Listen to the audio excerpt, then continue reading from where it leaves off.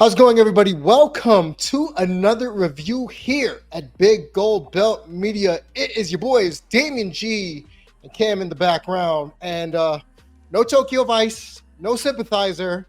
This, what we're about to discuss right now is nowhere near as interesting as those two shows. So go check those out over here on Big Gold Belt on YouTube, because it's a lot more interesting than what we're about to talk about. And that is Crisis on Infinite Earths Part 2. Now, we covered Part 1 here for the channel a while ago, and I think we both had mixed feelings about it because it comes from the Tomorrowverse. And admittedly, I wasn't a big fan of the Tomorrowverse. I don't believe you were either, going all the way back to War World.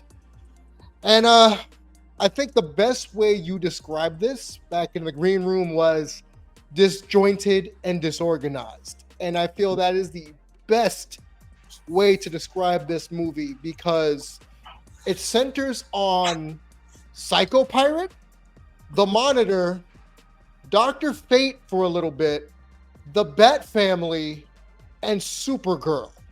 Yeah. And forget about the fact that we're losing multiverses here with the antimatter nonsense, right? Forget about all that, like we did the first one where the crime syndicate tried to punch their way through it or just submit to suicide, which we did have someone in this version do it again. Queen Hippolyta, we hardly knew ye, and you decide to take your sword and just say, bonk the men, leave them chained up, and let me try to cut this with my sword. And then we wound up losing, I believe we lost Tomorrow versus Wonder Woman in the process, but we'll get to all that. First off, Cam, if you had to explain this to a 2-year-old, what would you do? Okay. That would be very difficult because I'm not sure I would be able to, to be honest with you. It was so many different parts and components and moving factors of the story trying to come together. And at the end of it, for me, and in majority of the time when we do the light side of it, but this one just fell so flat for me, to be honest with you. And explaining it to a 2-year-old, physically impossible, just to answer that one. Because it's just so many different things going on. Like, I thought that, like you said, we were focusing on the Monitor, right? Mm-hmm. At the end of Part 1, we got to see the Supergirl, everybody was disappearing. But it picks up at a weird point in Part 2 that kind of confused me, because I'm like, all right, well, we knew, all this happened there. And for anybody that hasn't seen Part 1, go back and watch Part 1 so you understand what we're talking about. But it felt like I was in a time jump where I just missed maybe a couple scenes, and all of a sudden, boom, we're here. And I'm like, am I supposed to know what's happening? Because I don't at this point. So for me, it was just all over the place, to be honest with you. Oh, I agree completely. And I guess if I was going to explain this to a 2-year-old, DC go crazy. That would be the easiest way for me to describe that to a child, because let's just start with Psycho Pirate, because you and I were in the chat thinking, what in the hell? So in Part 1, he's part of the original forces that are brought together by the Monitor, although you have a part to play, right? I didn't know who he was. I had to look him up after we saw Part 1. So he's sitting in the therapist chair, which, is one of my favorite things to do, is to have people sit in the therapist chair. And he's telling his life story to a doctor, psychoanalysis. And we're taken through his life of picked on kid, didn't understand his powers. And all of a sudden he had the powers of persuasion, like Kilgrave from the Marvel universe, and be able to do whatever the hell he wants him to do using the power of feeling. Shows him having people kill each other, shows him having people drown themselves. He joined the Nazis at one point. He takes over Atlantis and subjugates Aquaman, which we're privy to. And all that to have him in the present time. It turns out he's talking to Dr. Fate, or if you've been paying attention to the Tomorrowverse, the husk of Dr. Fate that only clicks on at random points in time. All that to just say, hey, you want to have all this power? Cool. Let me show you what you can do with it. And all of a sudden, Psycho Pirate's like, no, please don't. And then he's taken by Dr. Fate to unknown areas. And then we have the Bat Family, which I believe Batman's on, I believe it's on Earth 2. Talks about he lost Earth 3. Mhm. He's trying to save Commissioner Gordon from that version of the Joker. Unfortunately, Commissioner Gordon dies. And even you said, damn, Batman and his contingency plans didn't have any speed to it. And then he was so slow. Jim, I'll save you. I have the antidote. And I'm like, move faster. I'm like, he's dying. Oh, and we lost Jim. All that for the Joker to get in a tank and want to blow things up. And then there's Killer Croc, there's Solomon Grundy, and here comes the Bat Family of Damian Wayne, Dick Grayson, Batgirl, Terry McGinnis as a Batman Beyond, which, if you paid attention to this movie, he only maybe had 2 speaking lines into this whole movie, which made no sense to someone like me who followed the DC animated universe. Why bring back Will Friedle if you were only going to give him 2 lines in this whole damn movie? But that's neither here nor there. And again, Batman, I work alone. And he's pretty much running point on all the energy, I guess those energy monitors that are preventing worlds from disappearing that we saw people frantically putting together in part 1. So it centers around that. He works alone, the usual Batman spiel, right? And then we got the Monitor, which, even if I go back to Crisis from the CW, I don't really understand the Monitor. Is he like the version of DC's Watcher, where he's just there, but he doesn't interfere? He just likes to see shit. He's a voyeur, right? So it's him. That's what it seems like, honestly, right? He seems like the Watcher. So we have him on the ship. We have his robot AI buddy over here. And then we have Supergirl. I'm assuming this is a flashback. We have Supergirl in space after, I guess, the explosion of Krypton. And the Monitor typically is like, "Yo, move this out of my way. I can't see anything. Clear the way, ship." And for whatever reason, Satellite is saying we need to bring her on board. And then it's like a Beauty and the Beast situation where the Monitor takes her in. I don't want to say grooming, but it seems like that way, to be like the next Monitor. And it's so just slow. And if you're watching us review this, think about how we felt watching this, trying to describe this to you as it jumped around so much. You didn't really get a foothold in this movie, probably until about halfway through. So we have these 3 separate plots, right? We got Psycho Pirate over here. We got the Monitor and Supergirl over here. Oh, by the way, we're still trying to stop these temporal issues that are erasing universes, with everyone else in Batman being the one in charge. Apparently he sent everybody on a wild goose chase to look for the Flash because we saw him die in part 1. So with those 3, Cam, and I'll throw it to you on this, with those 3 main plot points, was that an easy way for you to lose interest in this movie? Because it focused on 3 things that really weren't, I don't want to say they weren't pertinent, but they didn't carry much gravitas until the end. So it was a bit of a slow burn. So what are your thoughts? Yeah, it was, and to add to your point, it was definitely a slow burn because it took me a while to kind of figure out why are we seeing all this, right? Like, why am I seeing all these extra plot points as far as like the Monitor, that, and which I believe also was was in the past when he first met Supergirl, because it jumped into it. It never like gave us like numbers down bottom like earlier this year or like 6 years ago type timeline. It just we just jumped right into the Monitor being on the ship, and I'm like, wait, I thought he was at the Justice League Tower with all the people, so it kind of threw me off. But yeah, I mean, for them to slowly jump into the backgrounds of all of these characters and then towards the middle and end kind of explain what they really mean and what their significance is in playing a part in the anti-life matter equation kind of made more sense. But I just feel like it just took too long to get there though. And it definitely made, I think, both of us lose interest because it was just way too much psycho pirate background. I feel I don't think I really needed, I mean, it's good to have because probably psycho pirate might be a character that's really popular for a lot of people. Not for myself, unfortunately, but because I actually really learned about him recently, like yourself. Right.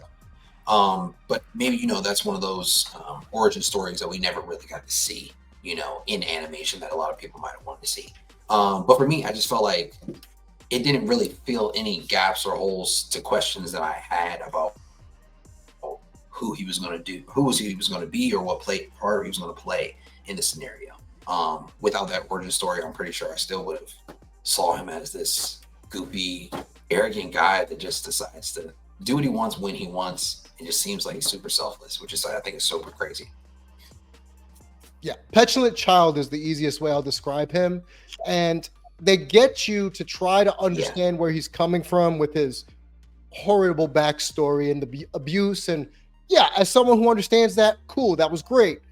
But to see him go from, I took over the school, to I killed all the adults, to I became a Nazi sympathizer, to I'm drowning the US forces during the middle of the war, and then to top that off with him pretty much subjugating Atlantis. Really? You're that much of a big deal where you took down Aquaman like that? So I don't know. The Aquaman hate continues no matter what medium you use DC in. It could go back to the Super Friends. No matter what, you can't make Aquaman cool. But he was an integral part of this story. And as the movie goes on, we realize he has the power almost of Dr. Fate, right? He can jump from different dimensions, different worlds. And in each world, he's trying to build it in his own image because that's all he's ever wanted. Now, the Monitor knows this, as far as I know, and he's doing nothing to stop him. Just go ahead. I see you in the background. You'll have your part to play in this when I need you. Just go play in traffic. And I feel that's what we got. And then we switch over to the Monitor and Supergirl, where, and this is what I'm going to say. I know I called it a Beauty and the Beast situation, but it was the most boring Beauty and the Beast situation I've ever seen in media, because the Monitor talking about, I have not ingested energy like this in 3,000 years because he's eating soup. So then he's mad at her because she went looking for her ship and found her ship, saying, you were late for dinner. I'm like, bro, what are you doing? And I get that she's the harbinger.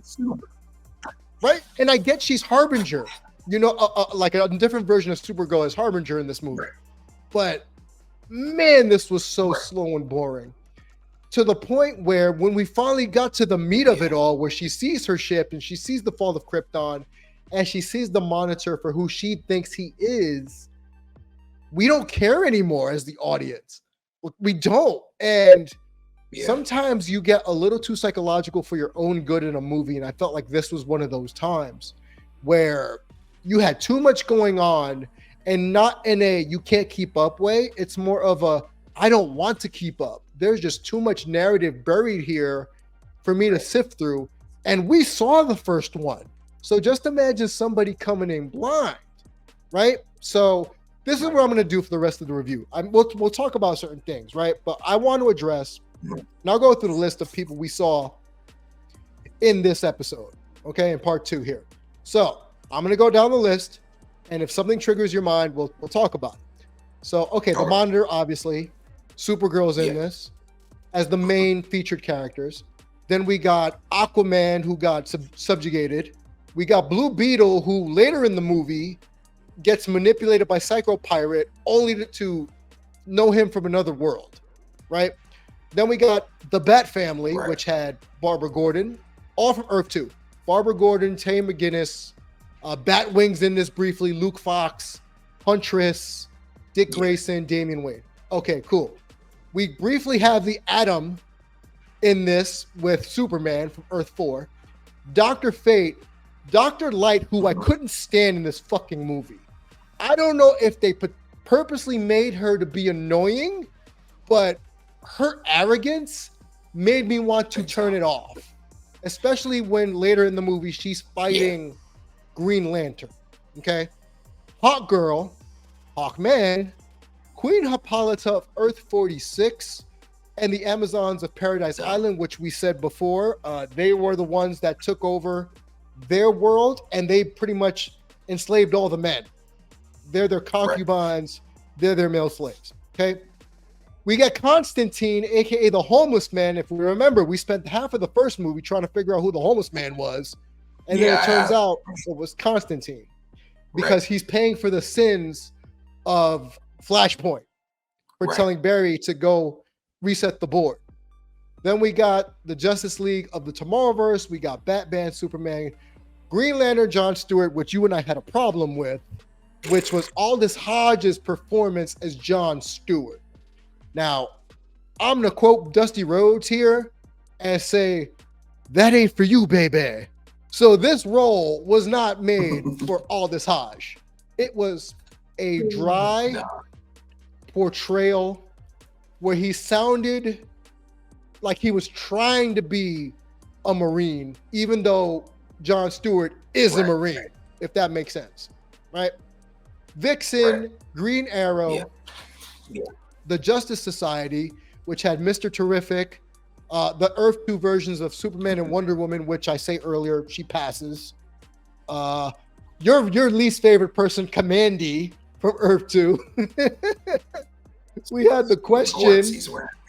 Yeah, those jorts on Kamandi, which was insane.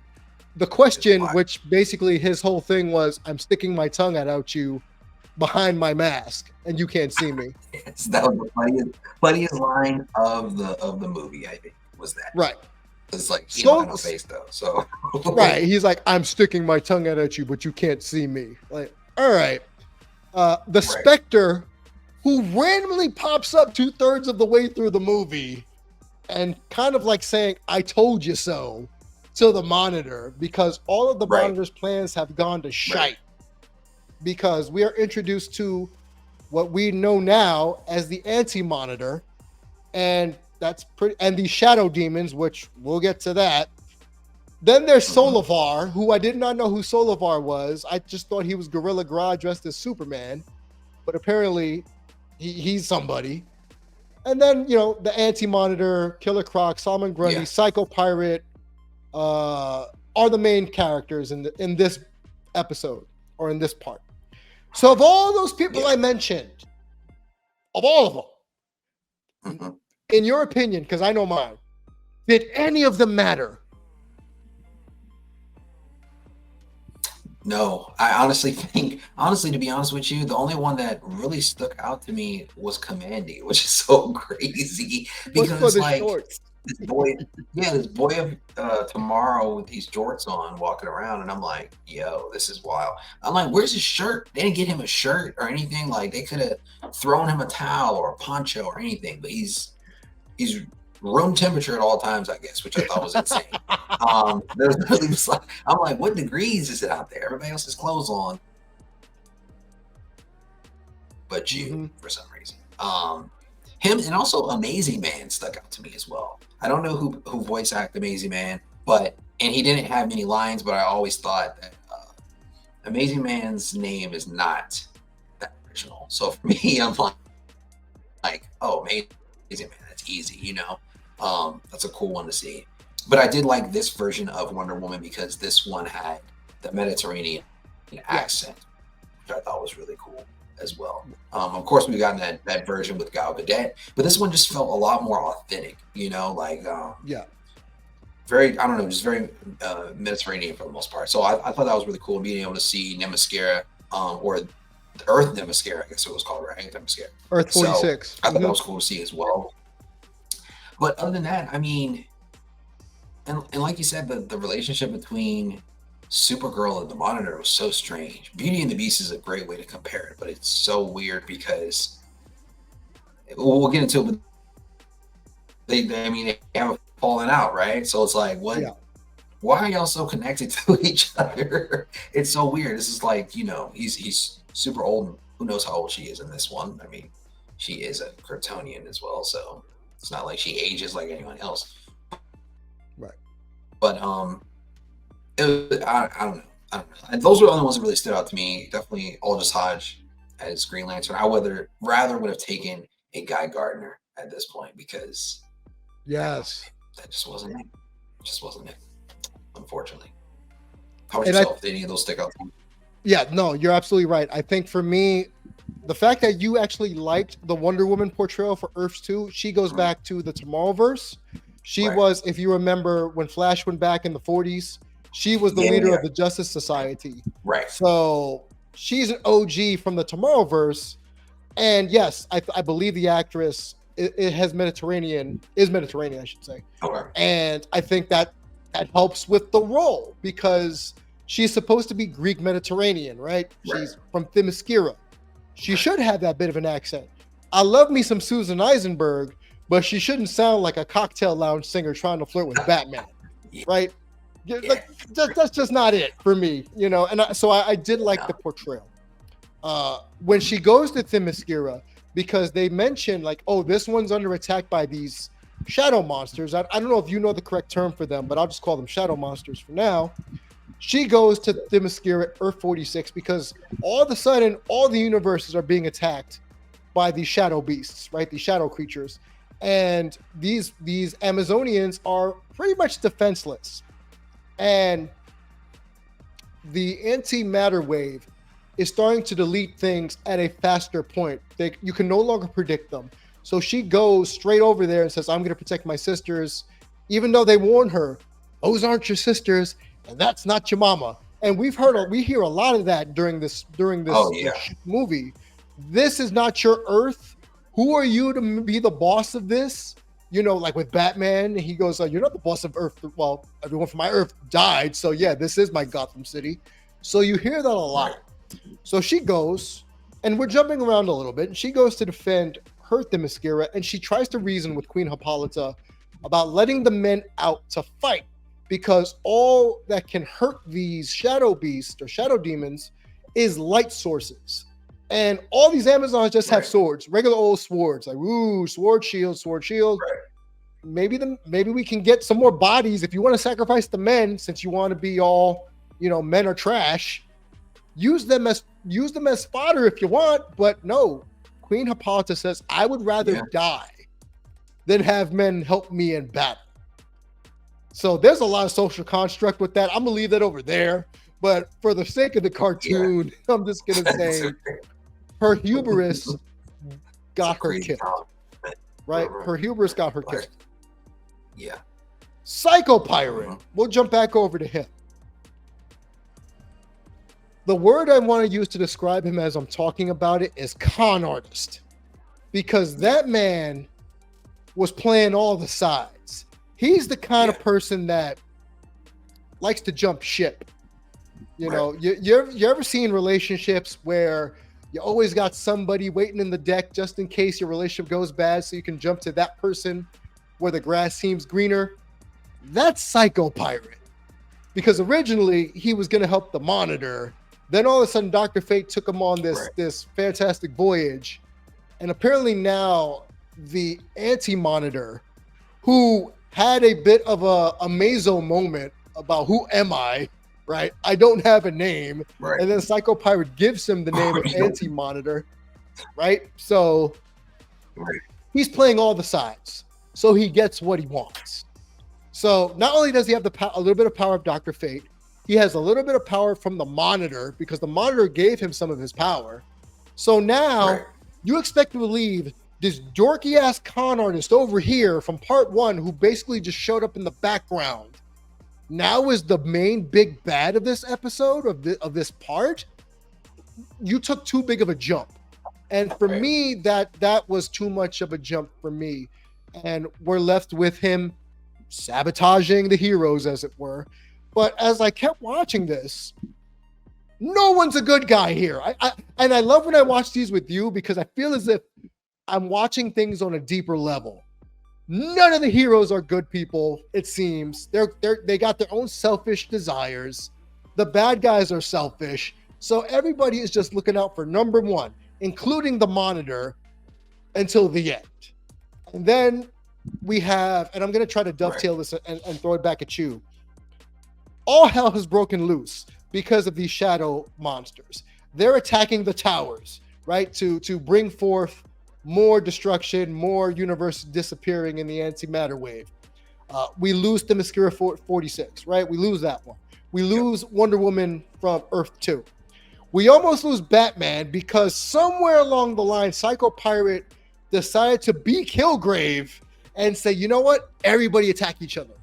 All the good guys, go fight each other. Right. So we got Dr. Light fighting the Green Lantern. We got the Bat Family in a battle royale while the Shadow Demons are just back there chilling in the cut, waiting for them to finish. Like just waiting for them to finish. And then you got Superman and the main Justice League, Justice Society at the main, I want to say the main, the last stand, as it were, to keep that last one going. Right. Yeah. And he's kind of corny. He's like yelling at people. He's egotistical. He's more like Superboy more so than Superman because he's overconfident. You know, when the Animator shows up, he's like, "Oh yeah, I can do this. It's the same as before." Man, no, your heat vision didn't do squat, bro. Calm the fuck down. Right. And he's seen bossing Supergirl around because she's going through her own identity, pardon the pun, crisis, and he's kind of bossing her around like, Kara, wake your ass up. And she's like, dude, what are we doing here? Like, she's the one asking, like, what are we doing here? So, the Bat Family, Battle Royale, you're not the boss of me, essentially, is what this was all about. Then Earth 3 Batman saying, yeah, I would never have put you guys onto the team because your Batman was insane to bring on children. To play off that joke he made in the first one where he tells Dick, like, that seems unwise to bring on a child as my partner. Because he asks the question, how many died? I.e. Robin's Bat Family members. And Robin goes, they knew the risks. Okay. So now we got the whole Bat Family fighting because Damian is trying to protect Daddy. Dick is like, you're not the boss of me, so he's acting like Nightwing. And then we got Barbara fighting Dick. And then you got Terry McGinnis saying, well, you know how come you're not the same as my Batman? He was never alone. And that was his battle cry. Like, what is happening? Right? While we're watching this. So we'll focus on the Bat Family fight. What are you experiencing with this, Cam? Because I'm just thinking, y'all are morons. Yeah. And I know it's Psycho Pirate, but what was your thought about all that? Yeah, I was like, man, this is the ultimate dysfunctional version of the Bat Family, is what I'm looking for right now. Because this is not how, I mean, when we think about the Bat Family, we think of everybody pulling their weight, everybody in, everybody knowing the risk, and they're working together. But of course, like you said, Psycho Pirate is doing this. But it felt like a lot of their daddy issues were coming out as well, though. You know, because of course, Damian Wayans being the youngest, he's still impressionable, and he knows the risk and he knows the objective of what he has to do, but he still is obsessed with his dad. Like that's his main person that he looks up to. Since of course his grandfather isn't around anymore. And then of course Huntress, she's there because she's the daughter of Captain Selena Kyle and Bruce Wayne, right? So for her, I'm pretty sure in her Earth, her Bruce died, as well as in Nightwing's, or not Nightwing's, I'm sorry, Robin. He's playing Robin right now. He's not playing Robin just yet. And then of course, like you said, we did get to see what is it? Batwing, right? Yeah. We saw him for like a brief second. So I feel like he did. So I don't know where he at, but we didn't see him after that little one scene. I was like, oh, okay, well, I don't know where he is. And of course, Terry's always been longing for someone to kind of be, that guidance or that guy in the chair for him, to be honest with you. Because of course, his Bruce was at like the inlay tale of his life, not knowing that Bruce, he's actually just a clone of him in the first place. Right. So I think they all have this resentment, but also love and hardship felt for their father. in some way or another, it is their dad, you know? Yeah. So they're kind of like missing these pieces, and they want to hold on to him and want him to be that figure that they know or they want, or they want to see him in a different light than they see him right now, because this is not the version that they remember. This one's a lot more cold and calculated, and that's because he isn't their dad. Right. He's not their Batman. This guy, he's been doing everything by himself this whole time. He's never had a Bat family. He's just been Batman, or the Batman. That's it. There's no extra. There's no ands on the end. So they're looking for him to be something that he's not, and I don't think he could be. So of course, this whole fight and ruckus breaks out, and then the kids start fighting amongst each other, saying like, "He's not your dad, you little psycho," right? I think Hunter says that's Damien. Matter of fact, yeah. He's like, "It's not your dad, you little psycho." She's like, "Don't." He's like, "Don't hurt my father." Well, little man has lost his mind at this point, and we can tell Psycho Pirate has way too much of a grip on everybody now. Well, I'm honestly still astonished by Psycho Pirate's powers, to be honest with you, because if the Spectre and Dr. Fate and also the Monitor, if they knew that this was eventually going to happen, right? Mm-hmm. Why would they put the parts into play to give them these powers in the first place? Correct. Right? Like, I mean, maybe it's a bigger picture that we're not seeing, that, of course it'll completely unfold in part 3, but I'm like, there could have been another way, another person that you could have given, this energy or power source to. It just didn't make sense to me. It felt like more sacrifice before things got better, which just seemed kind of pointless. What about you, though?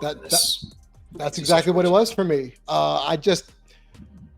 It's sort of like you said, big picture thought process of Psycho Pirate having a part to play in this whole thing, but not realizing you're sacrificing short term for your long term vision, which we find out is wrong as we go later in the movie towards the end, where the Spectre is basically saying, "I told you this wasn't going to work, this way of doing things," and it doomed everybody. And that's exactly the words they used. "I have doomed everyone. What have I done?" is what the Monitor came to realize toward the end. After the Bat family realizes that they're about to lose Bruce the way that the Themyscirians lost Wonder Woman to the Shadow Demons, they come to their senses, right? So they start, like you said, how they got this much light. And I was like, yeah, the Bat utility belt, the Bat lights. They got all those light bombs. The MacGuffin of light bombs. Infinite light bombs. And they come to the rescue. We're family, whatever, Dominic Toretto. And then we're going over to the Battle of Dr. Light with Green Lantern. And I found it really interesting that Jon Stewart says during the fight, "I'm not Green Lantern. That's not my name. That's my job." Right. And I never thought of it that way until he said it. Right. The Green Lantern Corps, that's just a job description. It's like in Marvel when you're part of the Nova Corps. You're not Nova. You have a name, right? So he's proud of who he is. He's Jon Stewart, right? And if we know anything about Jon Stewart, the character, is that he's a hero with or without the ring. So what winds up happening is he's aware, I don't know what triggered his brain, that they're fighting each other and that they don't have to. Like, why are we fighting each other? It's those things we should be killing. So he winds up knocking out Dr. Light. He winds up running into the homeless man known as Constantine, who finally remembers who he is. And through the course of magic, the magic MacGuffin, he overloads his battery while saying the whole spiel of "My Blackest Day," yada, yada, yada. And I love how Constantine speeds him up, like, "Let's go, man. We're on a crunch here." And he totally forgets the rest of the credo. And he sacrifices the power battery along with the ring. But originally he was going to blow himself up to make sure that these demons get what they got coming to them. And Constantine notices this, takes the battery from him, throws the battery at them because it's going to explode, and he protects John. And he realizes, like, oh shit, he was going to sacrifice himself, but he's no longer Green Lantern. Now he's just regular old John Stewart, right? So we're left with that ends there. So then we get the demons, or the shadow demons, and I know the DC fanboys and girls down below are going to get mad at me for not knowing proper terminology, but if you were this bored, you wouldn't care either while watching this movie. They all reconvene to one spot. And where's the one spot? The original last stand of all those machines that they built in part 1, where the original Justice Society is located, Superman, things like that. So we get what seems to be the anti-monitor being built from all this destruction. And I caught it. I know you caught it. But why did they make him look like a Mazo at one point, when after they finally crack the shell, he puts his armor on, and all of a sudden he's becoming a Mazo with the eyes and the synthetic body. And you and I are both like, whoa. A Mazo? Because if you remember part 1, Mazo sacrificed himself at the end because he helped humanity. That was his exact purpose. Right. Now, everyone's doing this last stand. And I'll get to the last part. We get this last stand, and I mentioned Superman of Earth 3 being overly cocky, and it turns out he ain't doing shit. So what winds up happening is the Monitor is outwardly monologuing, mentioning, what have I done? I've doomed everybody. What do I do? Because he sees that Psycho Pirate has pretty much screwed everybody. And how do I say it like this? In order for him to make good and fix everything, he mentions he's willing to do whatever. And this sounds like a weird movie when it's like, anything? You know, where he's like, I'll do anything. Anything? So what winds up happening is Supergirl's pissed. Now, we don't know if it's the demons, if it's her just being mad, teenage angst, because it turns out she lost her universe throughout all of this. She lost the Legion. Right. Her Legion's gone. They are erased from time. They don't even exist. So her relationship that we hated way back between her and Brainiac, all those movies ago that we covered here on this channel, he no longer exists. So she's pissed. And Psycho Pirate's in her head. So what does she do? She goes to kill the Monitor. And earlier in the film, when she attacks the Monitor, he has his shield up saying, Kara, you know you can't touch me. Shield. Impervious. You can't hit me here. All of a sudden, full blast heat vision. The Monitor takes it to the chest and the head, burns, dies, all for the supposed greater good, right? The greater good. For naught. It seems like for naught. Because when the movie ends on a cliffhanger, because this is a part 2, everyone's looking at the anti-monitor or Mazo or whatever you want to call him with the gravity ball of doom, and he's about to throw it saying, now you die. And that's how the movie ends. Yep. What? So, thoughts? Anti-monitor is obviously going to do the Kamehameha on everybody. Everybody going to die. I'm actually, I was really surprised that's how they decided to end it, to be honest with you. I thought we were going to get more insight, or maybe like a question at the end, like, oh, what do we, I mean, it was a question, but this was more like an exclamation point, I guess. Right. So, I mean, I feel like the League or the Infinite Earth Justice Leagues, they're at the bottom right now. Like there's no way for them to go but up. So by some hope or some miracle, I'm hoping John Stewart's able to get another ring of light, maybe. I don't know what's going to happen, because willpower is obviously gone right now. If he turns into John Stewart Sinestro, I'm out. I'll be like, no, there's no way this is going to happen. This would be absolutely insane. But I mean, there's got to be some type of last revival card in their back pocket, though, for them to be able to have another movie part 3 to come out that's going to hour in 45 minutes. Yeah, it was Because about from what an we hour, saw 40 at the end of minutes. this, from what we saw this, the next movie is going to be 10 minutes long, and that's it from what I'm seeing, and I think that's physically impossible. I'm praying for the league, man. I don't know. It was the way it ended. It was definitely ended on a disappointing note, though. How did you feel about the ending for it? Oh, I completely agree with you 100%. This movie bored me almost to tears. I remember when we all reviewed I think it was the league.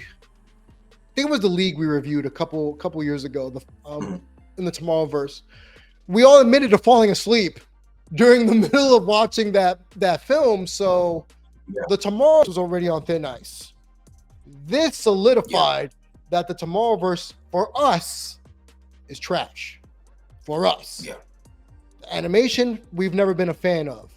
The voice actors, save for one or two, have been really miss, more so than hit. Jensen Ackles as Batman, I'm good with. Yeah, but a couple of the other actors, like we said, Aldous Hodge as Jon Stewart, it felt like he was cosplaying as Jon Stewart. That's how I took it. I felt like he was in the booth with his chest out the whole time. Yes, like he just wanted to make everyone know, like, I'm Jon Stewart. This don't sound natural at all. A lot of bloviating. That's the way I kind of got that. And he talked like he was from Brooklyn, like a little bit like, my name's John. Like, what? I know he's not Phil Lamar, and you can't be Phil Lamar all the time, but jeez. So if I had to give this a rating out of 5, because you and I typically do it out of 5. 1. Yep. It got a big fat 1. Fair. That's pretty fair. If I had to give it a rating, I'd give it a 2. I'm just giving it a 2 because I've got so much hope for the DC, man. I'm being too nice, honestly. Because I feel like, this content or it has to have some type of substance that's going to lead us into something better for part 3. I think DC does so well with a lot of their animation that for the longest, this has been the high side and the bright side of what they do as a company. So I'm excited. I'm excited for part 3, but my hopes are not super high after watching this one, to be honest with you. Oh, I'm with you. And I think the only thing I'm looking forward to is that this part 3 will be the last appearance of Kevin Conroy as Batman, because his Batman is making an appearance in part 3. And that's where we say goodbye. Awesome. Yeah. Yeah, we say goodbye to him. And I think that's the one thing I'm looking forward to be able to relive one more time Kevin Conroy as Batman. It's sort of like when we watched What If, and the last time we hear Chadwick Boseman as T'Challa, on an episode of What If. Yeah. It'll be the same thing for me when, Kevin Conroy for the last time, I don't want to say dons the cape and cowl, but voices the cape and cowl. I want to see, beside that, the only other thing I want to see is, what the hell was the Monitor's plan this entire time? Like, what was the sacrifice for? What did the Spectre need from him? The Spectre just popping up being, I told you so, pissed me off. So, yeah, that's what I'm looking forward to. Those 2 or 3 things. Think about it this way. I'm going to correlate it to real life. You're at work. You have a micromanaging supervisor that shows up every once in a while, sees your work, and says, told you it wasn't going to work. Bro, you just got here. What do you mean you knew this wasn't going to work? So that's how I feel. And then, hearing the Spectre kind of mention God, like, God ain't happy with you right now. I know he doesn't say God, but he talks about, like, who he serves. Like, they're not happy with you right now. All right. So what was the plan here? We all know it's going to end in a good way. Let's see. In the comic, we lose Supergirl. We lose the Flash. So maybe in this animated universe, we lose both again. And then we're able to reel this back in. But man, if it's going the way we think it's going, I might have to give this a -2 when we watch part 3. But that's neither here nor there. Go ahead. Do you think this could correlate with the new DCEU that's coming out? Like this could To be wipe like it out, they're yes. cleaning the I think slate. this Yeah, hits to the wipe reset it out button. and then okay, fresh start. Okay. I Yes. mean that would make sense. I would be okay with that. But you can't go back now. Like that's it. Like you can't go backwards to reset everything. Well, but So we'll see. and think about it this way, and we'll get off after this. Is just they already reset the board after Flashpoint, after Darkseid, the last Darkseid massacre. When the Flash redid Flashpoint, which now Constantine is paying for. So you're gonna hit a third reset button? Save us, James Gunn. Save us. That's what I'm gonna say here. But that has been Crisis on Infinite Earths Part 2 here on Big Gold Belt Media, biggoldbeltmedia.com, biggoldbelt.com for all your news, reviews, all that good stuff. Like, subscribe, comment down below. Are we out of our mind? Do we not know what we're talking about? Because we know Terrell watched this and actually liked this. So I'm sure there will be varying opinions compared to ours. But let us know in the comments. Were we too harsh? What did we miss? Do you think we're insane? Let us know down below. And remember, like, share, subscribe. And we'll see you for part 3 here on Big Gold Belt Media. Peace.